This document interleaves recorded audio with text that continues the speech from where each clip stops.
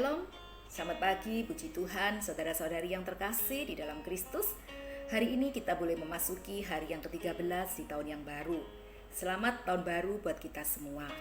Program balap pagi ini dari Titus pasal ketiga, Filemon pasal yang pertama, dan Ibrani pasal yang pertama.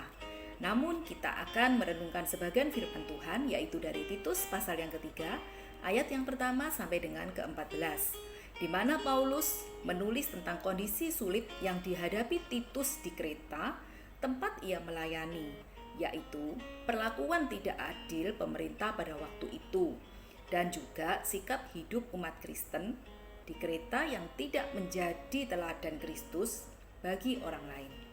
Ayat yang pertama sampai dengan ketiga, Paulus menulis beberapa hal yang perlu diperhatikan, yaitu bagaimana sikap hidup orang Kristen kepada pemerintah, dan bagaimana sikap hidup orang Kristen kepada orang lain atau masyarakat sekitar.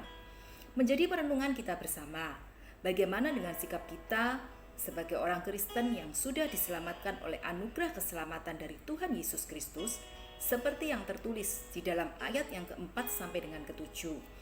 Apakah kita sudah memerankan peran kita sebagai warga negara yang benar dimanapun kita berada, sehingga keberadaan kita ini bisa menjadi berkat bagi sesama. Pemerintah yang ada saat ini adalah perkenanan Allah, seperti yang tertulis di dalam ayat yang pertama. Ingatkanlah mereka supaya mereka tunduk kepada pemerintah dan orang-orang yang berkuasa, taat dan siap untuk melakukan setiap pekerjaan yang baik. Hal sederhana yang dapat kita wujudkan sebagai bukti teladan Kristus di tengah-tengah hidup bernegara, antara lain misalnya kita mentaati aturan pemerintah yang ada di masa pandemi ini, yaitu dengan mentaati protokol kesehatan yang ada, dan kita juga ambil bagian di dalam program vaksinasi yang diadakan pemerintah. Dengan mengikuti atau tunduk kepada aturan pemerintah ini, maka secara tidak langsung kita pun juga tunduk dan taat kepada Allah. Begitu pula di tengah-tengah masyarakat, kita pun juga bisa menjadi berkat bagi sesama, yaitu dengan menjauhi pertengkaran, hidup kita saling ramah satu dengan yang lain, kita tidak membenci namun saling mengasihi, sehingga teladan Kristus pun boleh dirasakan oleh sekeliling kita, seperti yang tertulis juga di dalam ayat yang kedua dan ketiga.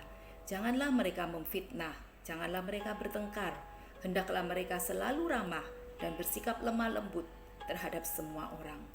Karena dahulu kita juga hidup dalam kejahilan, tidak taat, sesat, menjadi hamba berbagai-bagai nafsu dan keinginan, hidup dalam kejahatan, kedengkian, keji, saling membenci. Ayat ini mengingatkan saya dan kita semua, bagaimana sikap hidup kita di masa-masa yang lampau. Apakah kita masih sering jatuh bangun, atau kita mungkin susah meninggalkan manusia lama kita yang tidak taat, yang kita penuh dengan kesesatan, dengan nafsu-nafsu duniawi. Tetapi pagi ini kita diingatkan kembali melalui anugerah keselamatan yang sudah kita terima, seperti yang tertulis di dalam ayat yang keempat dan ketujuh. Mari kita tinggalkan manusia lama kita hidup baru, dan dengan pertolongan dengan Roh Kudus kita pasti dimampukan, sehingga kita boleh berbuah banyak dan hidup kita boleh menjadi berkat bagi sesama dan bangsa.